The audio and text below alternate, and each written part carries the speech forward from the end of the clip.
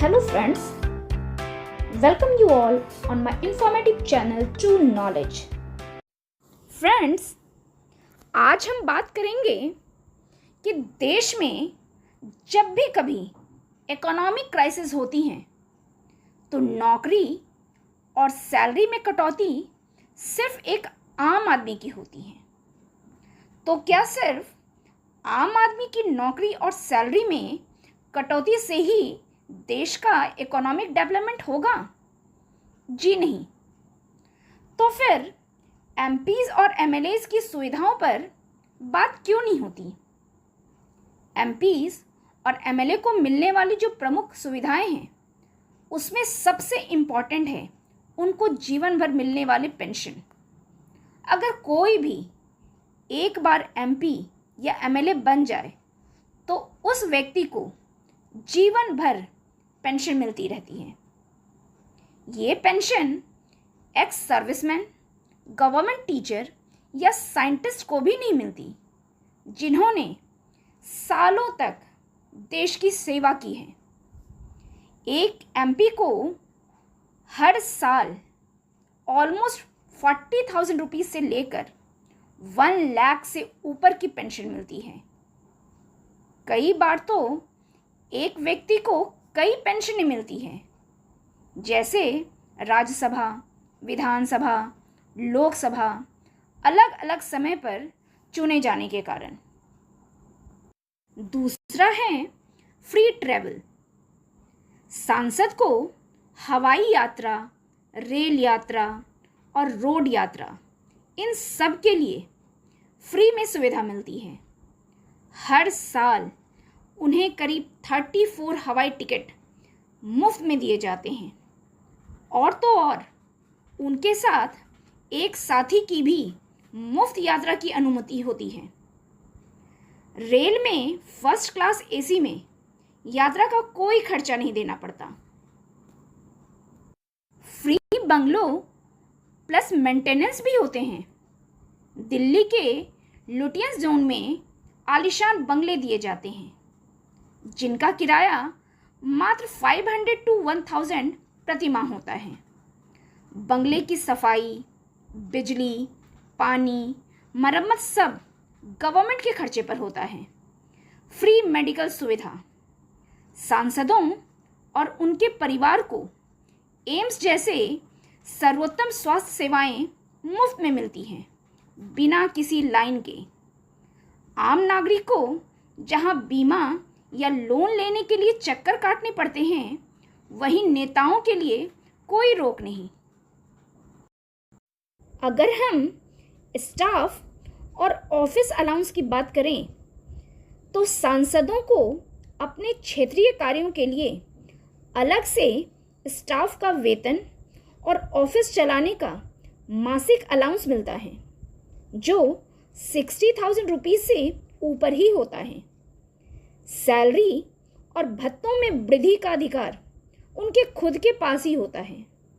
भारत के सांसद दुनिया के उन गिने चुने लोकतंत्रों में से हैं जहां वे अपनी खुद की सैलरी और भत्तों को खुद ही बढ़ा सकते हैं। लोकसभा सचिवालय की सिफारिश पर यह सीधा संसद में पास हो जाता है बिना किसी विरोध या बहस के। तो सवाल ये उठता है, जब आम कर्मचारियों की तनख्वाहें घटाई जाती हैं, सरकारी भर्तियों पर रोक लगाई जाती हैं, पेंशन खत्म की जाती हैं, तो सांसदों और विधायकों पर ये कठोर नियम क्यों नहीं लागू होते? इन सब के पीछे कुछ छुपे हुए तथ्य और सच्चाई है जो आम जनता को नहीं पता। जैसे एमएलए या एमपी बनने की कोई भी न्यूनतम एजुकेशन क्वालिफिकेशन नहीं है, लेकिन गवर्नमेंट जॉब के लिए कम से कम ग्रेजुएशन या प्रतियोगी परीक्षा पास करना ज़रूरी होता है। एमपी और एमएलए की पेंशन टैक्स फ्री होती है, जबकि आम जनता को अपने ईपीएफ और पेंशन पर भी टैक्स देना पड़ता है। यदि एक एमपी किसी अन्य पेंशनभोगी योजना जैसे राज्य के एमएलए भी अगर रह चुके हैं और उनका हिस्सा भी रह चुके हैं, तो वो उन्हें दोनों जगह की पेंशन मिलती रहती है। कुछ एमपीज तो हैं जिन्हें सिर्फ 6 महीने के लिए ही चुना गया है और फिर भी उन्हें आजीवन पेंशन मिल रही है। ये पब्लिक मनी की बर्बादी नहीं तो फिर क्या है? आरटीआई में ये खुलासा हुआ है कि देश भर में हजारों करोड़ों रुपए हर साल से पूर्व विधायकों और सांसदों की पेंशन और सुविधाओं पर खर्च हो जाते हैं। सांसदों और विधायकों की सुविधाएं एक लोकतांत्रिक विडंबना है। और भी चौंकाने वाले तथ्य हैं जो बहुत कम लोगों को पता है। एमपीज और एमएलएस की पेंशन प्रणाली का कोई अस्थायी फंड नहीं होता। गवर्नमेंट हर साल अपने बजट से सांसदों की पेंशन देती है। इसका कोई कंट्रीब्यूटरी सिस्टम भी नहीं होता, जैसा कि कर्मचारियों के लिए एनपीएस यानी कि नेशनल पेंशन स्कीम है। यानी कि ये पैसा सीधा टैक्स पेयर्स की जेब से जाता है। अब चलिए जरा एक नज़र हम सांसदों की सैलरी ग्रोथ पर डालते हैं। 1998 में सांसद की सैलरी 4,000 रुपीज़ थी।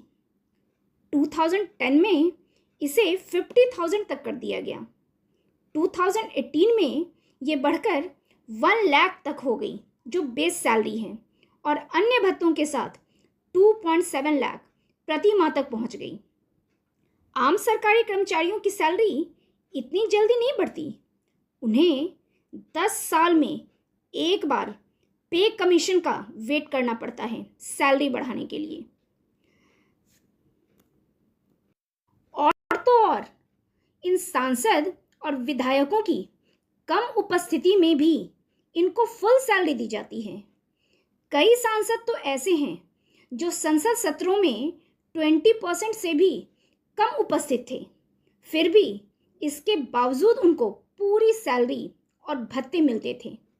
वहीं एक गवर्नमेंट एम्प्लॉय की 5 डेज की जो अनुपस्थिति के बाद ही सैलरी कटौती का वो मेन कारण बन जाता है। अब चलिए हम अपने देश के सांसदों और विधायकों को मिलने वाली सुविधाओं की तुलना हम दूसरे देशों के सांसदों और विधायकों से करते हैं और उनकी जवाबदेही और उनकी ट्रांसपेरेंसी को भी देखते हैं। जैसे स्वीडन में 3 लाख औसतन हाई एनपीएस मॉडल हर खर्च पब्लिक पोर्टल पर दिखता है। अमेरिका में 12 लाख रुपीस मिलते हैं, लेकिन वहाँ पर पेंशन मिलने की एक कंडीशन है। उन्हें 5 साल तक काम करना मस्ट है। अगर वो 5 साल तक काम नहीं करते तो उनको पेंशन नहीं दी जाती है। प्लस उनके पेंशन ऑडिट एंड डिस्क्लोजर भी होते हैं। बट इंडिया में क्या है? इंडिया में 2.7 लाख इनको सैलरी तो मिलती ही है, पेंशन भी मिलती है, और वो पेंशन सिर्फ 1 साल अगर वो काम करते हैं फिर भी लाइफ टाइम उनको पेंशन मिल जाती है। ये ट्रांसपेरेंसी नहीं है। यानी इंडिया में सबसे कम जवाबदेही के बावजूद इनको सबसे ज़्यादा फैसिलिटीज़ मिलती हैं। अब आप ही बताइए क्या फ़र्क रह गया है? राजा के पास शाही जीवन होता था और आम जनता कर देती थी। आज वही हालात सत्ता के साथ हो गए हैं। लोकतंत्र में जनता मालिक होती है, लेकिन यहाँ तो नेता ही मालिक बन बैठे हैं। वैसे तो इन मुद्दों पे कभी डिस्कशन होता ही नहीं है, लेकिन अगर कोई डिस्कशन करना चाहे तो ये सांसद और विधायक ये कहते हैं कि हम 24 घंटे जनता की सेवा करते हैं, लेकिन फिर तो डॉक्टर, पुलिस, सैनिक ये भी तो 24 घंटे जनता की सेवा करते हैं। उन्हें ऐसी सुविधाएं क्यों नहीं?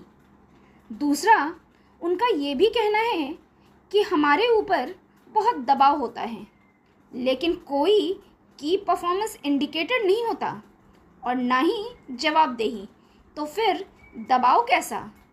उनका कहना है कि ये फैसिलिटीज़ उन्हें प्रेरित करती हैं। क्या प्रेरणा सेवा है या सुविधा? इन्हीं सब को देखकर सबके मन में एक क्वेश्चन हमेशा आता है, और आज मैं सारी पब्लिक की तरफ से गवर्नमेंट से एक क्वेश्चन करना चाहती हूँ कि क्या देश की इकोनॉमी केवल आम जनता की सैलरी और पेंशन में कटौती करके ही होगी? क्या उसी से इकोनॉमी सुधरेगी? नहीं। क्या सिर्फ मध्यम वर्ग और गरीबों की सब्सिडी हटाकर या नौकरी छीनकर देश सुधरेगा? सुधार तो तब होगा जब सरकार खुद के खर्चों में कटौती करे, वीआईपी कल्चर को बंद किया जाए और जितने भी नेता लोग हैं उन्हें भी अपने लिए वही नियम बनाने चाहिए, वही नियम वो माने जो आम नागरिक के लिए हैं। सांसदों की पेंशन और भत्ते के लिए एक न्यूनतम कार्यकाल की सीमा तय हो। अब आप ये बताइए कि क्या ये इनइक्वालिटी लोकतंत्र के मूल्यों के खिलाफ नहीं है? अगर आम जनता से कहीं चूक हो जाए तो उसे नोटिस मिलता है, लेकिन कोई विधायक काम ना करे तो उसे कोई जवाबदेही नहीं। संसद और विधानसभाओं में सत्र के दौरान हंगामा करने वाले नेताओं को भी वेतन मिलता रहता है, चाहे काम हो या ना हो। अब क्वेश्चन ये है कि इसका सॉल्यूशन क्या है, इसका समाधान कैसे करना चाहिए? तो इसके लिए गवर्नमेंट को एक पोस्ट एक पेंशन की नीति लागू करनी चाहिए। एमपीज और एमएलए की पेंशन प्रणाली खत्म कर उन्हें भी एनपीएस में शामिल किया जाए। पब्लिक ऑडिट सिस्टम ये भी लागू हो, जहां हर साल ये लीडर्स जितने भी हैं उनकी सुविधाओं का सामाजिक लेखा जोखा जनता के सामने रखा जाए। जनता द्वारा चुनी गई सिटीजन कमेटी यह तय करे कि नेताओं को कितनी पेंशन और सुविधाएं मिले। पेंशन सिर्फ उन्हीं सांसदों को मिले जिन्होंने कम से कम 2 वर्ष का कार्यकाल पूरा किया हो। एमपीज के वेतन और सुविधाओं को तय करने के लिए स्वतंत्र आयोग बनाया जाए और काम नहीं वेतन नहीं नीति लागू हो, जैसे कर्मचारियों के लिए लागू है। हर सांसद की रिपोर्ट कार्ड प्रणाली होनी चाहिए, जैसे संसद में उपस्थिति, उठाए गए प्रश्न का जवाब, अपने क्षेत्र में विकास तथा खर्चों पर भी ट्रांसपेरेंसी उनकी होनी चाहिए। और सबसे इम्पॉर्टेंट, आरटीआई और सोशल मीडिया के माध्यम से इन मुद्दों को बार बार उठाया जाए। लेकिन इन सब के लिए पब्लिक को भी कुछ रिस्पॉन्सिबिलिटीज़ निभानी चाहिए, जैसे अपने वोट का यूज़ सोच समझ कर करें। ऐसे प्रत्याशियों को चुनें जो खुद साधारण जीवन जीते हों और सच्ची जवाबदेही निभाने को तैयार हों। सोशल मीडिया, आरटीआई और जन आंदोलन के जरिए इस मुद्दे को गरमाए रखें। नो वर्क नो पे फॉर एमपीज जैसे मुहिम को बढ़ावा दें। और अंत में एक सवाल जो हर नागरिक का है, जब देश संकट में हो तो क्या सिर्फ आम आदमी ही बलिदान देगा या फिर सत्ता में बैठे लोग भी अपनी रिस्पॉन्सिबिलिटी निभाएंगे? देश की इकोनॉमी को संभालने का बोझ क्या सिर्फ नौकरी पेशा, किसान और मजदूर उठाएंगे, या वो लोग भी जो लोकतंत्र के नाम पर शाही जीवन जी रहे हैं? ये एक ऐसा इम्पॉर्टेंट मुद्दा है जिसे हर किसी को सोशल मीडिया के माध्यम से गवर्नमेंट तक पहुंचानी चाहिए। सोच आपकी, विचार आपका। अपने ओपिनियन हमें कमेंट बॉक्स में ज़रूर लिखिए।